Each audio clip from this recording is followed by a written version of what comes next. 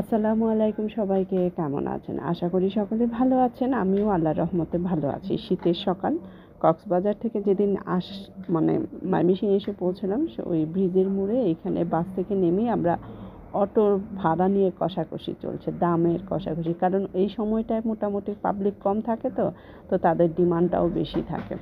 আমি আবার শ্যুট করছিলাম দেখে বলছিল যে ভয় পাই না, আপনারা শ্যুট করেন, কিন্তু তারা তো আর জানে না যে আমার চ্যানেল আছে, আমি শ্যুট করছি। সে যাই হোক, সকাল সকাল একদম কি সুন্দর লাগছে। আর শীতের দিনে সকাল তো চারিদিকেই কুয়াশা, তবুও কিন্তু অতটা ঠান্ডা ছিল না আমাদের কাছে। তো আসলে আমরা ঠান্ডার এলাকায় থাকি, যার জন্য ঠান্ডা আমার কাছে কিছুই মনে হয় না।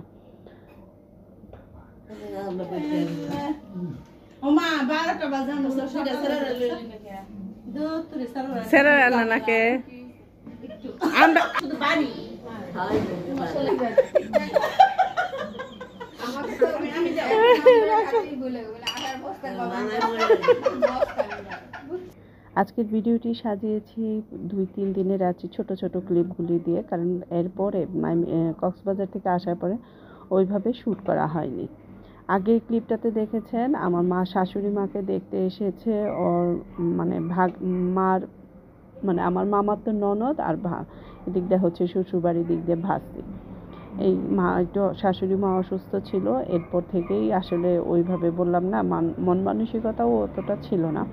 এটা ছিল আমার বাসায়, আমার বড় ভাইয়া তো ঢাকায় থাকে, তার ছেলেকে নিয়ে এসেছে, কারণ ওর সঙ্গে এই প্রথম আমার দেখা, যার জন্য ভাতিজার সাথে ফুপু ভাতিজার আর কি সাক্ষাৎ পরিচয় হচ্ছে।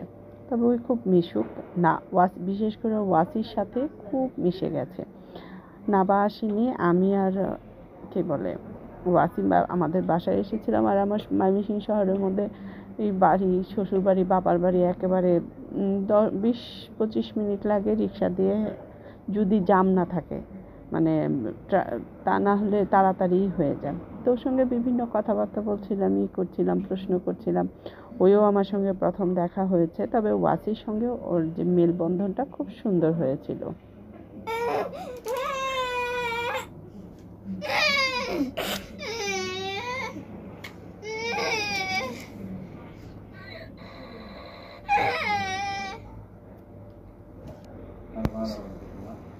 রাত্রে ঘুমায় না তো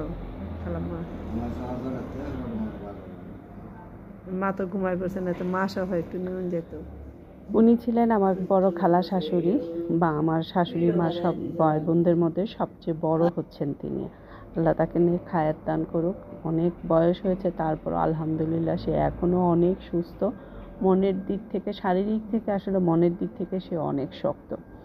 তো এই তো পরদিনই সবাই বললাম না, মা অসুস্থ দেখেই মাকে দেখার জন্যই মোটামুটি যারা শুনছে, হঠাৎ করে আসলে মার একদম রক্তের পরিমাণটা শরীরে কম হয়ে গিয়েছিল।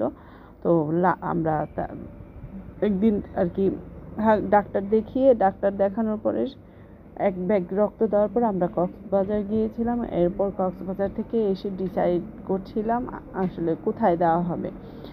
তো তখন সবাই আর কি ক্লিনিকে আর কি কেউ বলে না যে ক্লিনিকে নেওয়ার জন্য, তখন আমরা সরকারি হসপিটালেই গিয়েছিলাম। বাট আসলে মার মতো এত বয়স্ক মানুষ, এত মানে ফিজিক্যালি সে আনফিট ছিল, যার জন্য তাকে আর সরকারি হসপিটালে ওইখানে কিন্তু রক্ত দিতে গেলে ভর্তি করাতে হবে, অনেক অফিসিয়াল যেগুলি কাজ ছিল, তার পক্ষে আসলে ওইটা করা সম্ভব না। হাসপাতাল থেকে সকাল থেকে আমি, আমার ননদ, আমার হাজব্যান্ড, ননদের হাজব্যান্ড সবাই মিলে 2-4 জনে মিলে গিয়েছি যে দেখি করতে পারি কিনা। আসলে সবাই আছে, কিন্তু সবাই যার যার কাজে একটু ব্যস্ত ছিল। আর আমার শাশুড়ি মা ননদ ছাড়া কিছুই বোঝে না, একটাই মেয়ে যেহেতু, যার জন্য তার সঙ্গে একটু কি বলে অ্যাটাচমেন্টটা বেশি। তো এই তো হাসপাতাল থেকে ক্লিনিকে এনে সারাদিনই এত টায়ার্ড ছিলাম। ক্লিনিক থেকে বের হয়ে একটা রাস্তার কাছে যে চায়ের দোকান, যে চলো একটু চা খেয়ে আসি, বিকালের দিকে একটু বের হয়েছিলাম। কিন্তু এই জায়গাটা যখন চা খেতে খেতে এত বড় একটা অ্যাক্সিডেন্ট হয়েছে, মানুষের আসলে মানবতা বোধ আসলে চলে গিয়েছে। এই অ্যাক্সিডেন্টে একটা বয়স্ক লোক এমন ব্যথা পেয়েছে, তার ভাষায় প্রকাশ করার মতো না। কিন্তু কিছু করার নেই, একটু রং চা খাচ্ছিলাম আর এই সিনগুলি দেখছিলাম, একদম হসপিটালের উল্টা সাইডেই। হসপিটাল না, ঠিক এটা একটা ক্লিনিকের উল্টা দিকে। এই তো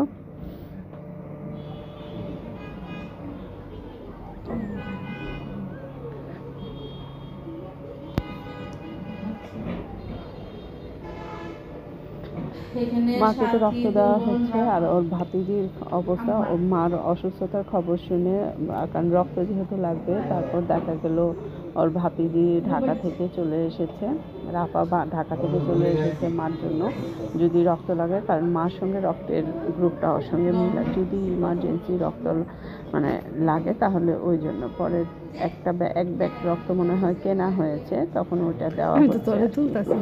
এই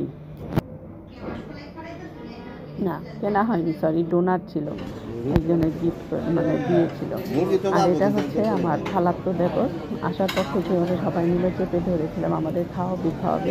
তো ওই জন্য ওই দিন রাতের বেলায় বাসায় ব্যাক করার আগে আমাদেরকে খাবার দিয়েছিল বাইরে। ভাই এই সস খেয়ে আমার হাজবেন্ড তখন যখন খেয়েছে তখন খুবই মজা পেয়েছে, একদম খুব খেয়েছে। আমি আবার অল্প খেয়েছি। তারপর দিন থেকে তার সকালবেলা একদম পেটের অবস্থা। আসলে বাংলাদেশের খাবারগুলো আমাদের পেটে সহ্য হতে একটু সময় লাগে। এইটা বাচ্চারা যায়নি, বাচ্চারা সবাই একসঙ্গে ছিল। তো আজকের জন্য বিদায় নেব। কার কাছে কেমন লাগলো ভিডিওটি কমেন্ট করবেন। আল্লাহ হাফেজ সবাইকে।